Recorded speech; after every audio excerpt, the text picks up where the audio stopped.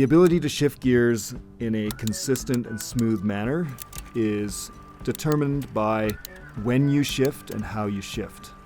The gear you use will be determined by the terrain that you're on, whether you're going up or down, or the speed you want to be going, or the strength of the rider on the bike. When you come to a uphill, you'll need to shift into the gear you need for that hill and anticipate the fact that you will be moving slower to maintain the cadence or the number of revolutions you're making with your pedals in a minute. Keep in mind, changing gears doesn't work exceedingly well when the chain is under high tension. So think about pedaling lightly as you change gears.